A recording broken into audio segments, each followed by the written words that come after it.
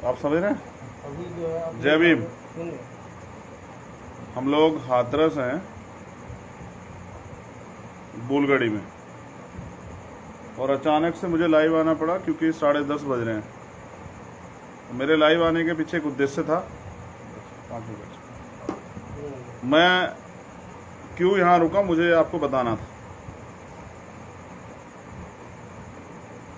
और सर्वप्रथम तो मेरे निवेदन रहेगा सभी कार्यकर्ताओं से कि कल सुबह हम लोग 10:30 बजे एसएसपी वो डीएम ऑफिस हाथरस में मिलेंगे। गांव में नहीं मिलेंगे, मैं सुबह ही चला जाऊंगा, डीएम ऑफिस मिलूंगा आपसे 10:30 बजे। आप सब लोग 10:30 बजे तक डीएम ऑफिस पहुंचे हाथरस, हम सब लोग आपसे वहीं मिलेंगे और प्रयास करेंगे कि जो अन्याय अब तक हो रहा था वो अन्याय ना हो, अब न्याय। मैं हाथरस में इसलिए हूँ पीड़ित परिवार के पास क्योंकि जब मैं यहाँ आया तो मैंने देखा कि रास्ता बिल्कुल ख़राब है। परसों मेरे आने की खबर से वहाँ मिट्टी डली है, और मिट्टी डलने के बाद भी ईंटें लगी हैं, ये अब तक नहीं लगी थी। वहाँ गड्ढे हैं 1-1 फीट के, अगर बारिश आ जाएगी तो पानी भर जाएगा। ये घर के बाहर की स्थिति है, वहीं बाहर कूड़ा फैला हुआ है, जिसको आपने खबर में पढ़ा होगा। मेरी ये भी प्रयास है कि कूड़ा हट जाए। उसके अलावा ना अभी तक नौकरी मिली है और ना ही घर। मेरे आज भी याद एक घटना हुई थी, उसमें घर मिला था नोएडा में और क्लास 1 की नौकरी। मैं चाहता हूँ, मैं किसी जाति धर्म के खिलाफ नहीं, मैं चाहता हूँ सभी को न्याय हो। ये बच्ची जो पीड़ित परिवार है, इसकी क्या गलती थी, किसके साथ ये हुआ, और सरकार आनाकानी क्यों कर रही है? तो सवाल ये है डीएम साहब से, कल कूड़ा कब हटेगा,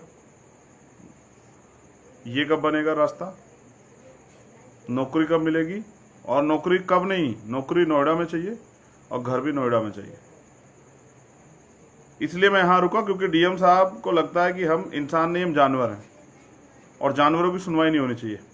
अभी मैं बहुत दिन हो गए क्योंकि नेशनल मीडिया नहीं आया, आप परिवार से भी नहीं मिलोगे, मैं आपके परिवार से मुलाकात करवा देता हूँ और उनको भी आप सुन लीजिए क्या हालात है। मैं अभी, आइए बाबू जी, आ जाइए, आइए यहाँ, आइए मेरे पास। अब हम आप जो हैं पीड़िता के जो पिता हैं, मैं आपकी उनसे मुलाकात कराता हूँ। वो हमारे पास है और वो पिछले कुछ दिनों में उन्होंने क्या क्या झेला है, आ जाओ।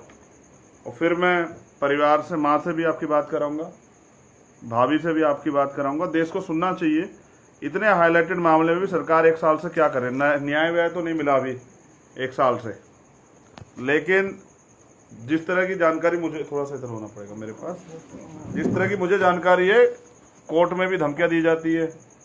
कोई, वैसे यहाँ सुरक्षा है, सीआरपीएफ की सुरक्षा लगी हुई है, अच्छे जिम्मेदार लोग हैं, लेकिन कोर्ट में भी वकील को भी और इनको धमकाया गया था। और जो मांगे, मुख्यमंत्री झूठ बोल रहे हैं या डीएम साहब देना नहीं चाहते, सवाल ये। मेरे साथ ओम प्रकाश जी हैं, हम पीड़ित परिवार से मुखिया, वो आपसे बात करेंगे। बाबूजी, देश के लोग आपको, दुनिया के लोग आपको देख रहे हैं और वो आपसे जानना चाहते हैं कि आपको नौकरी मिली ना नौकरी अभी कुछ ना मिला। क्या आपको वो जो घर आपको सरकार देने वाली थी, क्या वो आपको मिला? ना, वो भी ना मिला। क्या आपके गली का जो रास्ता है वो ठीक हुआ? अभी ना ठीक हुआ, वैसे काम चल रहा है। हाँ, तो वो जो कूड़ा जिससे परेशानी हो रही है, क्या वो हटा है? ना, वो भी ना हटा। तो जो मैं बातें आपसे बता रहा था वो सब झुकी तू है।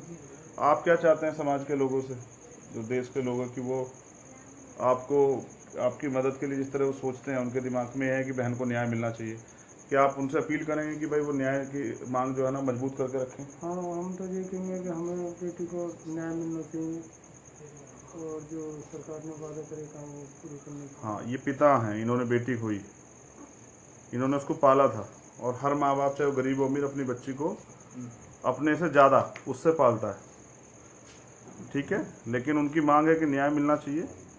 मैं समझता हूँ कि परिवार यहाँ सुरक्षित नहीं, मतलब जब तक जवान है ठीक है, लेकिन उसके अलावा ये एक कस्टडी टाइप है। मैं यहाँ इसलिए रुका कि इस जीवन को देख सकूँ कि ये जीवन कैसा है।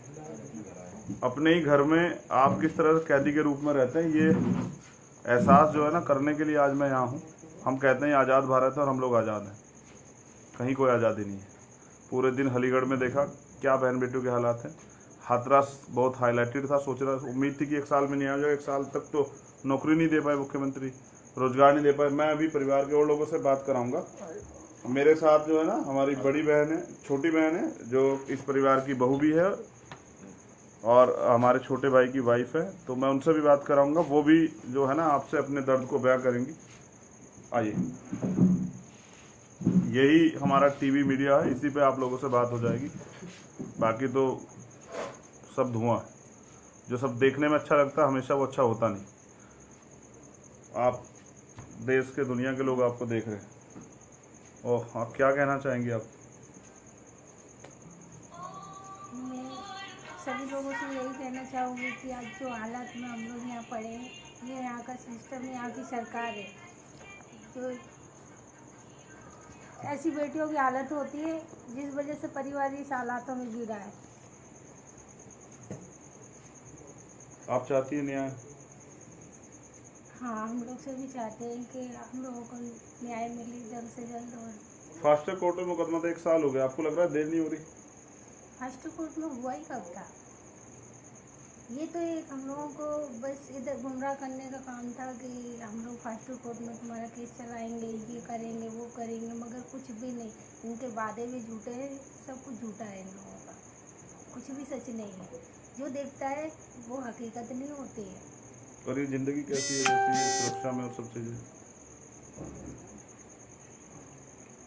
सुरक्षा तो बोल के अभी जो भी चल रहा है तो ठीक ही है, क्योंकि इन लोगों की वजह से हम लोग जी पा रहे हैं, रह रहे हैं। मगर ऐसे घुट घुट के जी रहे हैं, वो तो हम ही लोग जानते हैं कि ऐसे जीवन जीना कोई जीना नहीं होता है। आपको क्या लगता है अगर ये सुरक्षा नहीं होगी तो क्या होगा? एक एक करके उठा ले जाएंगे, जैसे हमारी दीदी को जब बिना दिखाई जला दिया, और क्या करेंगे। यही है इन लोगों का मकसद, यही शुरू से रहा है, यही करना चाहते हैं लोग। आपको डर है हत्या हो जाएगी आपकी? पहले डर था, मगर आज इस केस में हम लोग मजबूती से खड़े हैं, तो शायद हमारी नहीं, अगर सुरक्षा नहीं होगी तो हाँ डर है, हत्या हो जाएगी। हाँ, क्योंकि जो लोग बोलते हैं वो कभी करते नहीं है। कि सरकार ने भी बोलते हैं कि अरे कुछ नहीं होगा, सब कुछ ठीक हो जाएगा। अगर यही प्रशासन आके हम लोगों से ये भी बोलता है कि अगर तुम इस चीज़ को ऐसे बोलोगे तो तुम्हारी बदनामी होगी। अब किस चीज़ की बदनामी, कैसी इज्जत, कैसी बेइज्जती, जो सब कुछ खत्म कर दिया, जीवन ही एकदम ऐसा नर्क बना दिया। तो याद नहीं आती आपको छोटी बहन की? बहुत याद आती है, मगर ऐसे याद नहीं करते हम लोगों को। वो याद नहीं, वो हमारी एक ताकत है, हिम्मत है, उनके बल से हम लोग इतना आगे तक बढ़ रहे हैं। किसी के सामने रोने से क्या दुख कम होता है? सारे सिस्टम के सामने रोए थे, झोलियाँ पसा रही थी कि एक बार चेहरा दिखा दो। क्या उन्होंने हमारी जरा सी भी सुनी? हमारे साथ माँ भी है। भाभी आप दे दो जगह, मैं माँ ये माँ है, रोती ज़्यादा है, बोलती कम है। इसने बेटी खो दी है, और बेटी खोने का दुख तो है, लेकिन दुख इस बात का भी है कि न्याय में देरी हो रही है। माँ, आज पूरी दुनिया के लोग आपको सुन रहे हैं, और मैं यहाँ इसलिए रुका था कि आपके दर्द तकलीफ को ना पूरी दुनिया को दिखा सकूं कि किस तरह संगीनों के साए में आप अपना जीवन यहाँ व्यतीत कर रहे हैं। डर तो है। मैंने भाभी से पूछा कि अगर सुरक्षा हट जाएगी तो क्या क्या होगा, तो उनको भी डर है कि हत्या हो जाएगी। हाँ, तो डर तो है ही। आपको भी ये डर लगता है हत्या हो जाएगी? और क्या? क्यों ऐसा? जब किसी से डरेंगे नहीं, झिझकेंगे नहीं। मेरी बेटी को तो ले गए, जब ना डर लगा तो कौन सा डर लगेगा मुझे? हाँ, तो वो डर में है।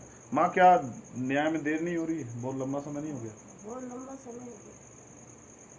समाज के लोग आपको देख रहे हैं, आप क्या कहोगे? मतलब समाज के लोगों से जिस तरह से ये हुआ है, और फिर तमाम तरह से सरकार का सीन वो देखा हमने, अनुभव कि वो क्या कर रही थी, पुलिस क्या कर रही थी। कोर्ट से न्याय हो जाएगा माँ, उम्मीद है? देखो,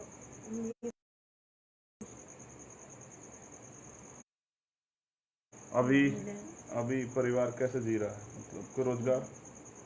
कहीं कहीं रोजगार नहीं है, बच्चे दोनों बैठे हैं घर, ऐसे ही रोजगार चल रहा है। बाबूजी भी घर ही है, वो भी कहीं नहीं जा रहे हैं? वो कोई नहीं जा रहा। तो जिस तरह से रूखा सूखा जो कुछ है उसी में खा के घर के लोग काम, ये पूरी दुनिया के लोग आपको देख रहे हैं। मैं जब आया था यहाँ तो बिजली कट हुई तो मैंने देखा कि ना इन्वर्टर है ना ट्यूबलाइट है, रात के अंधेरे में कुछ भी हो सकता है। फिर मगर एक चीज़ अच्छी है कि सुरक्षा में जो लोग हैं सीआरपीएफ के, वो बहुत मुस्तैद है और बहुत मजबूती से अपनी ड्यूटी को निभा रहे हैं। एक बहुत इम्पोर्टेंट बात कि ये हाईलाइटेड मामला है, पूरी दुनिया में इसकी गूंज, तब ये हाल है कि फास्ट ट्रैक कोर्ट के नाम पे 1 साल लग गया है। लेकिन दुख इस बात का है कि मुख्यमंत्री ने तमाम वादे किए, तो वो अपने आप को हितैषी कहते हैं। ना तो मुख्यमंत्री कभी इस परिवार से मिलने आए, ना ही मुख्यमंत्री का कोई सहयोगी साथी उनकी पार्टी का व्यक्ति, और ना ही मुख्यमंत्री ने इस परिवार की सुध ली।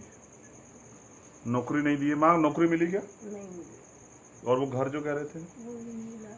दोनों चीज नहीं मिली है। कल हम लोग 10:30 बजे यहाँ के जिलाधिकारी और यहाँ के अधिकारियों से मिलेंगे, और मुझे उस विश्वास है कि जो अभी तक नहीं हुआ वो हम लोग कराने का काम करेंगे। आज रात में यहीं पे हूँ, अभी तक कोई नया चेंजेस नहीं हुआ है प्रोग्राम में। कुछ चेंजेस होगा तो मैं आपको बता दूंगा। और अब मेरी सुरक्षा की जिम्मेदारी भी यहाँ के जो कंपनी के लोग हैं उन पे, और यहाँ की जिले की जो पुलिस सुरक्षा उन पे है, सबको पता है। अभी मेरी यहाँ के एसएसपी से बात हुई है, तो उनकी चिंता थी कि भाई कल गांव में लोग तो नहीं जाएंगे। मैं फिर अपील कर रहा हूँ कि कोई गांव में ना आए, और सब लोग हम लोग जिलाधिकारी कार्यालय पे मिलेंगे 10:30 बजे। मैं 10:30 बजे से पहले पहुँच जाऊँगा, आप लोग 10 बजे 10:30 बजे पहुँचने का काम करें, शांति से वहाँ बैठें। मैं आके आपके सामने ही अधिकारियों से बात करूँगा और देखता हूँ कूड़ा कब हटेगा, सड़क कब बनेगी, नौकरी कब मिलेगी, घर कब मिलेगा, और न्याय कब होगा। जय भीम, जय भारत, जय संविधान। और आप सब लोग लंबे समय से इस परिवार के साथ जुड़े रहे, न्याय के लिए मजबूत रहे और चाहते हैं न्याय मिले। ऐसे ही समाज के हर व्यक्ति के साथ खड़े रहिए, जिससे कि समाज में ये बल मिलता रहे। धन्यवाद।